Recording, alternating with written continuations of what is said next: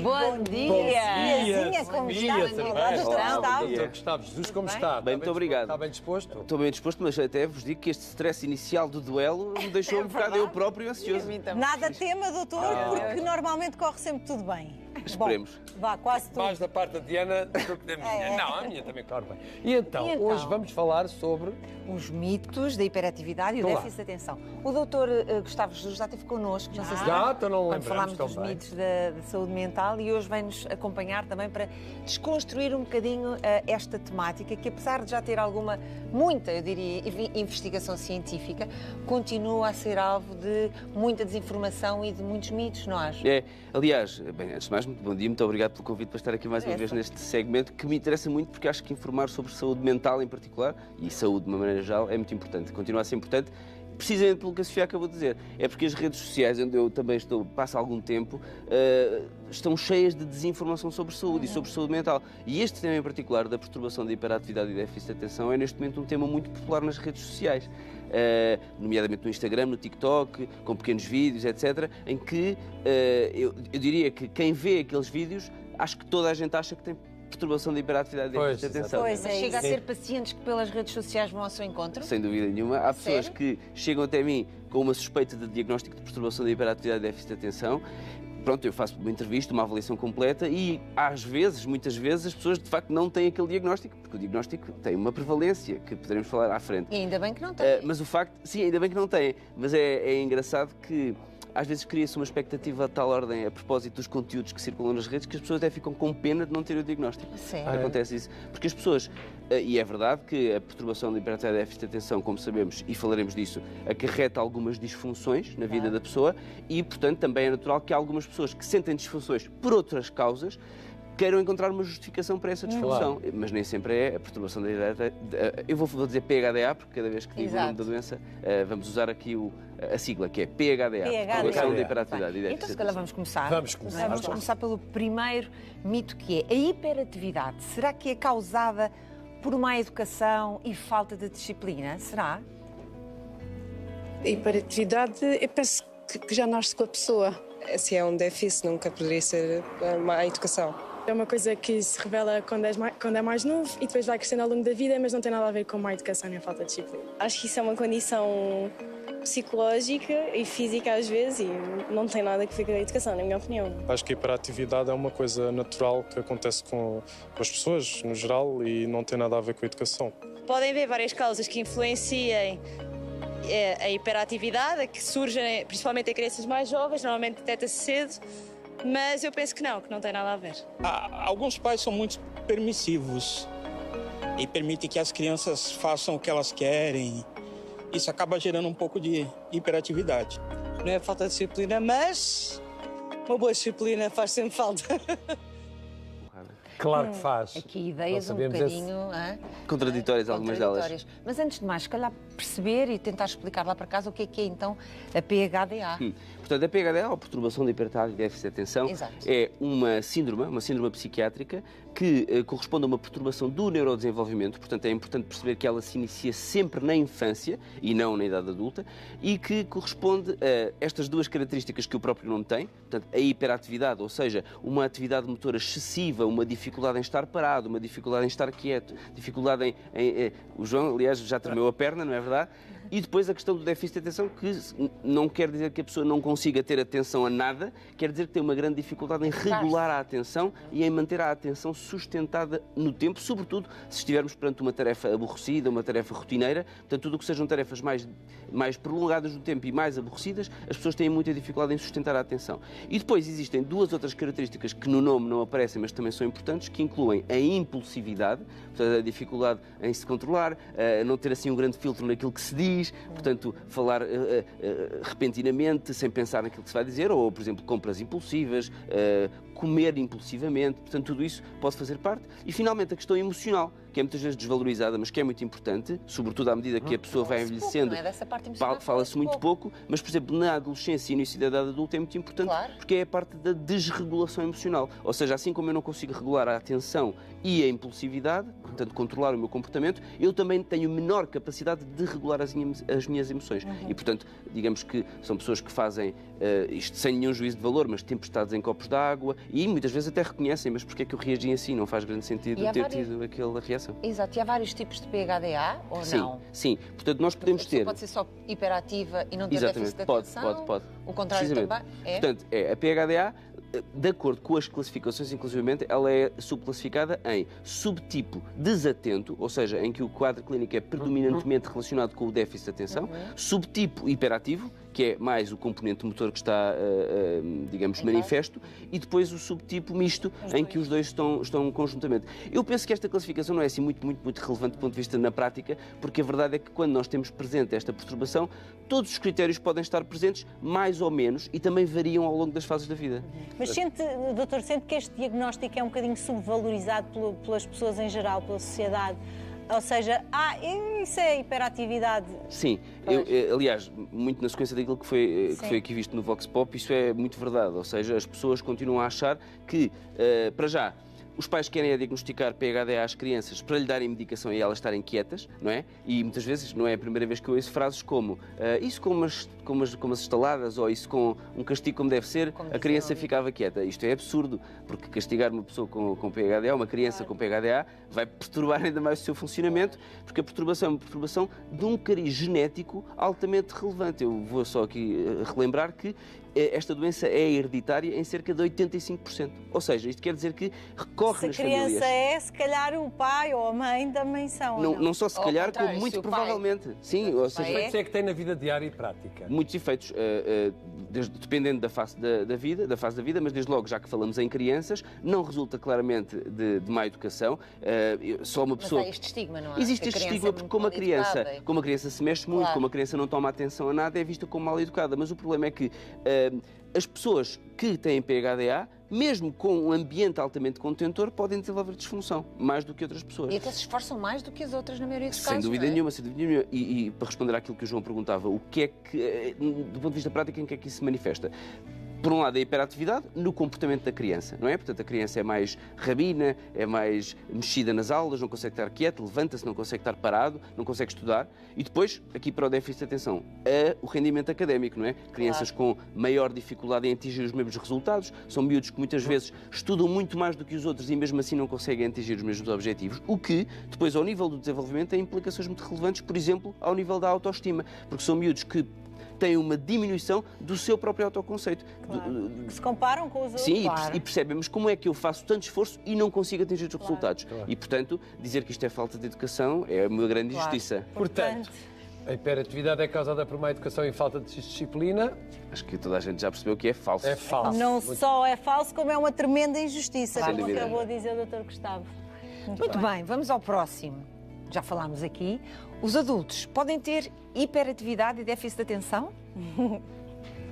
Isto não é só dos jovens, acho que é um problema que também acontece aos adultos. A maior parte das vezes começa em criança, mas depois prolonga-se para o resto da vida. Manifesta-se de formas diferentes, porque as pessoas começam a saber lidar com a condição e, portanto, é capaz de mascarar um bocadinho melhor do que, se calhar, as crianças, que se nota mais ao início. É uma coisa que se detecta mais novo, mas depois acompanha ao longo da vida. Penso que, se calhar, possa ser tratado desde cedo. Não tenho conhecimento, mas espero que seja. Não é uma doença ou um problema que desapareça com a idade, é como qualquer outro distúrbio psicológico. Os problemas vêm atrás, seguem para a fase adulta, portanto, acho que sim. Eu acho que isso, começando na infância, vai pela vida toda se não for cuidado ou tratado. Qualquer pessoa, os adultos não são só as crianças, isso pode se desenvolver para a vida adulta, penso eu.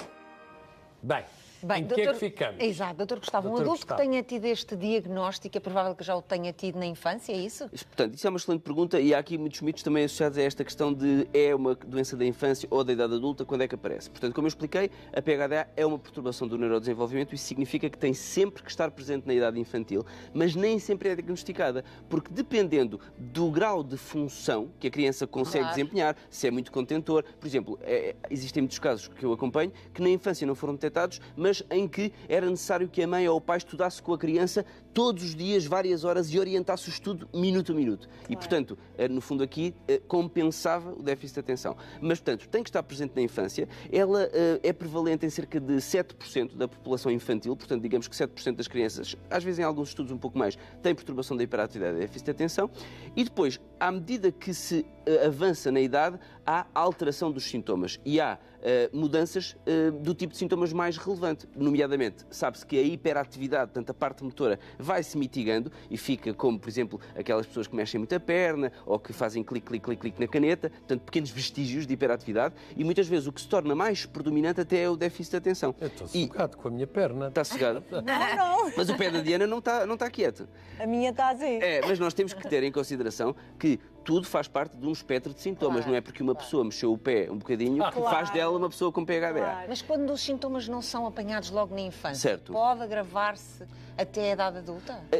Eu não direi agravar-se, mas direi que se o diagnóstico não for feito e se a abordagem, que é medicamentosa, mas também psicoterapêutica, não for correta, pode haver um agravamento da disfunção associada. Ou seja, não é que a doença em si se agrave, mas é todos os comportamentos e consequências deles, como sendo um baixo rendimento académico, uma baixa autoestima, uma maior tendência para pequenos acidentes, uma maior procura até de serviços de saúde em procura de outras justificações para aquelas questões que estão a ser colocadas. Pronto, e depois, na idade adulta, o déficit de atenção é mais prevalente. Claro que o que é que acontece? À medida que vamos avançando na nossa vida, também temos diferentes desafios. Quando entramos na faculdade, quando entramos no mercado de trabalho, portanto, temos novas exigências que tornam mais evidente aquilo que antes até foi mitigado. E por isso é que às vezes as pessoas chegam à consulta só na idade adulta, mas na verdade os sintomas já existiam na idade infantil. Considera-se que... mas depois há aqui um fator que eu acho que também é importante chamar a atenção, é que o próprio cérebro se está a desenvolver. E quando nós chegamos à adolescência e idade adulta, temos uma região do nosso cérebro, que é o cérebro pré-frontal, que é a zona aqui atrás da testa, que se desenvolve mais, que é responsável pelo filtro social, pelo filtro da impulsividade, pela regulação comportamental, pelo planeamento a longo prazo, pela execução desses planos, sim. E, portanto, as crianças em geral são mais desatentas e têm menos capacidade de planear e de filtrar e de executar um plano. Mas é muito mais fácil quando a criança tem apenas o déficit de atenção.